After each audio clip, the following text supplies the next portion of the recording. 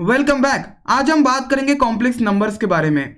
Python में complex numbers पे काम करने के लिए कॉम्प्लेक्स डेटा टाइप है। सबसे फर्स्ट बात करते हैं कि व्हाई कॉम्प्लेक्स डेटा टाइप। बहुत सारे स्टूडेंट्स इस बात से लेकर कंफ्यूज रहते हैं कि क्या कॉम्प्लेक्स नंबर का कोई यूज भी है रियल वर्ल्ड एप्लीकेशन में। तो गाइज इसका आंसर है यस।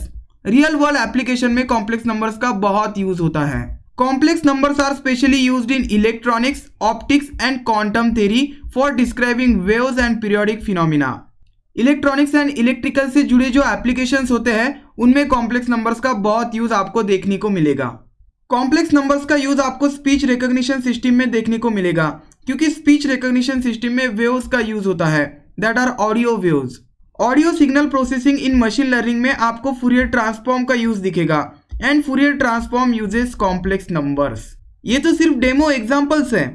कॉम्प्लेक्स नंबर्स के और भी यूसेज है। कॉम्प्लेक्स नंबर्स का यूज होता है साइंटिफिक कैलकुलेशन में, ज्योमेट्रिकल प्रॉब्लम सॉल्व करने में, एंड इसलिए कुछ प्रोग्रामिंग लैंग्वेजेस में कॉम्प्लेक्स डेटा टाइप को ऐड किया गया है and Python is one of them.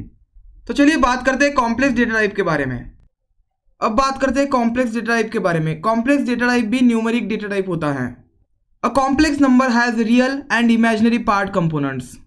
Complex numbers को रिप्रेजेंट किया जाता है a प्लस बीजे के फॉर्म में। इसमें a होता है रियल पार्ट एंड bj होता है इमेजिनरी पार्ट। एग्जांपल्स के तौर पर लेते हैं 3 प्लस 2j को।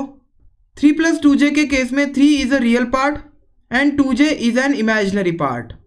सो complex number real part and imaginary part से मिलाकर बनता है। Remember a and b are any type of numbers. So complex numbers numeric type से बिलोंग करते हैं। मैं यहाँ पे एक वेरिएबल बनाता हूँ num is equal to 2 plus 3j। Enter करता हूँ, प्रिंट करता हूँ num को 2 प्लस 3j प्रिंट करके मिलेगा इस पैरेंथेसिस के अंदर। अब मैं प्रिंट करता हूँ type of num, enter. So num class complex से बिलोंग करता है। सो ये 2 प्लस 3j कॉम्प्लेक्स क्लास से बिलोंग करता है। और एक कॉम्प्लेक्स नंबर क्रिएट करता हूँ num1 एंड इसमें देता हूँ 5j। सो आपको एक बात याद रखनी है कि रियल पार्ट ऑप्शनल होता है। एंटर करने के बाद अगर मैं num1 को प्रिंट करूं तो मुझे कुछ इस तरह से प्रिंट करके मिलेगा 5j। अगर मैं चेक करूं इसका टाइप ऑफ num1, एंटर, मुझे क्लास कॉम्प्लेक्स दिखेगा। a एंड b की वैल्यू निगेटिव भी चलेगी। मैं यहाँ पे लिखता हूँ num2 has value -2 -3j।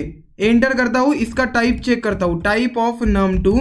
Enter करने के बाद क्लास कॉम्प्लेक्स दिखेगा। आप यहाँ पे फ्लोट वैल्यू भी दे सकते हैं। मैं टाइप चेक करता हूँ num का, टाइप ऑफ num में 2.0 प्लस 3.2j है। एंटर करता हूँ, क्लास कॉम्प्लेक्स मिलेगा। तो ये भी कॉम्प्लेक्स टाइप का ऑब्जेक्ट है। अब बात करते हैं how to access the real and imaginary part of a complex number. So इस एग्जांपल में मुझे 2.0 इस रियल पार्ट को एक्सेस करना है, इसलिए मुझे लिखना पड़ेगा वेरिएबल नेम डॉट नोटेशन का यूज करना है, देन मुझे लिखना है रियल। सो मैं वेरिएबल num का रियल पार्ट एक्सेस करना चाहता हूँ। एंटर करने के बाद 2.0 मुझे प्रिंट करके मिलेगा। सिमिलरली इमेजिनरी पार्ट को एक्सेस करने के लिए हमें रियल की जगह पर इमेज लिखना पड़ेगा। मैं एक्सेस करता हूँ num डॉट नोटेशन लिखना है, यहाँ पे लिखना है इमेज, देन हिट एंटर। आपको 3.2 प्रिंट करके मिलेगा। j नहीं आएगा क्योंकि इमेजिनरी पार्ट ये है। ये सिर्फ डिनोट करता है कि ये इमेजिनरी पार्ट है।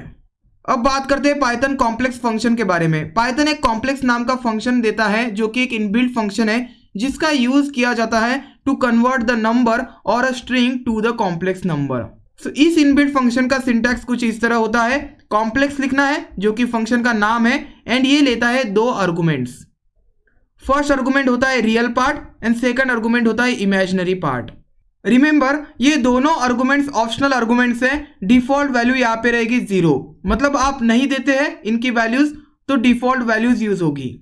ये जो आर्गुमेंट्स और पैरामीटर्स होते हैं ये इंटीजर हो सकते हैं, फ्लोट हो सकते हैं या स्ट्रिंग भी हो सकता है, लेकिन स्ट्रिंग में एक वैलिड नंबर होना चाहिए।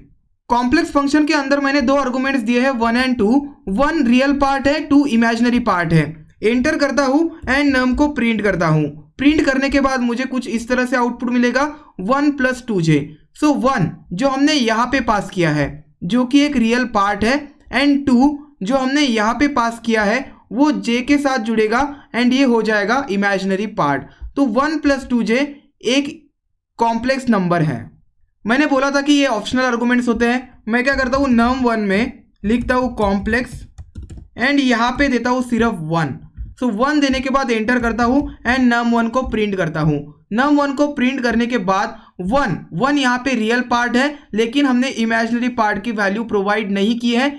इस केस में डिफॉल्ट वैल्यू यूज होगी जो होगी 0, सो ये होगा +0j।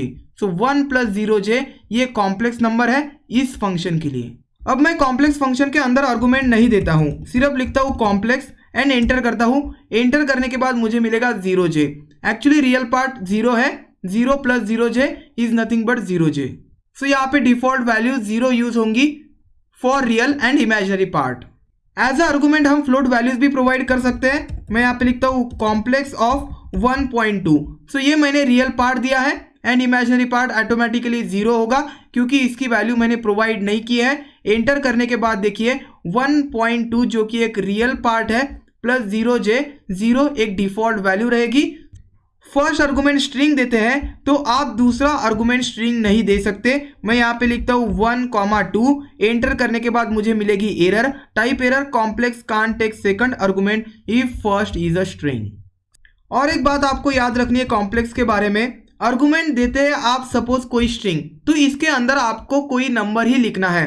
अगर आप यहाँ पे लिखते हैं यस, एंटर करते हैं तो आपको मिलेगी value error, complex argument is a mall form string, तो आप अदर स्ट्रिंग नहीं दे सकते।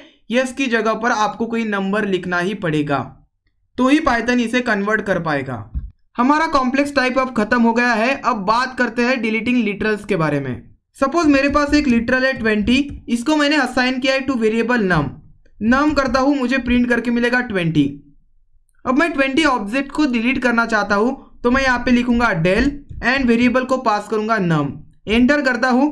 अब मैं प्रिंट करने की कोशिश करता हूं नम को, तो यहाँ पे मुझे नेम एरर मिलेगा, name num is not defined. So del एक कीवर्ड है एंड इसका यूज करके आप लिटरल्स डिलीट कर सकते हैं। सो गाइस इस वीडियो में बस इतना ही। उम्मीद करता हूं कि आपको ये वीडियो पसंद आया होगा। अगर पसंद आता है तो please like this video and अगर आपने चैनल को सब्सक्राइब नहीं किया है तो please subscribe this channel. Will see you next time.